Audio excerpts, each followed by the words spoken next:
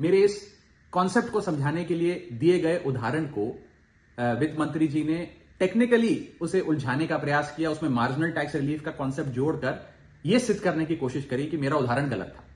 मैं आपसे वित्त मंत्री जी सीधे तौर पर पूछना चाहता हूं, क्या यह सत्य नहीं है कि अगर कोई व्यक्ति 12 लाख से ऊपर इनकम कमाएगा तो उसको अपनी पूरी इनकम पर टैक्स भरना पड़ेगा? चलिए, मार्जिनल टैक्स रिलीफ 1275 तक आप दे रही हैं। आप मुझे यह बताइए कि अगर एक व्यक्ति 13 लाख रुपए 13 लाख रुपीज एक वित्तीय वर्ष में कमाता है तो उसे अपने पूरे 13 लाख की आमदनी पर अपने स्लैब अनुसार इनकम टैक्स देना पड़ेगा कि नहीं देना पड़ेगा?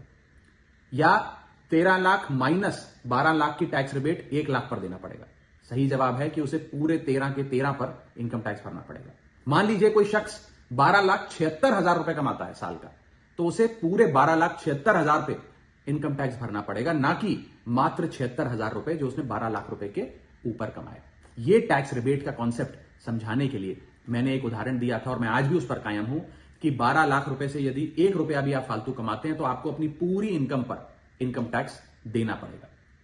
उसको मेरे उस बयान को लेकर वित्त मंत्री जी ने मुझ पर काफी व्यक्तिगत हमले भी किए, मेरे बारे में व्यक्तिगत टिप्पणियां करी। मैं बस इतना ही कहना चाहता हूं कि मेरे मन में माननीय वित्त मंत्री जी के लिए बहुत आदर और सत्कार है।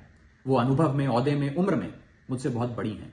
मेरा बस इतना ही कहना है कि आगे से मुझे उम्मीद है कि वित्त मंत्री जी इस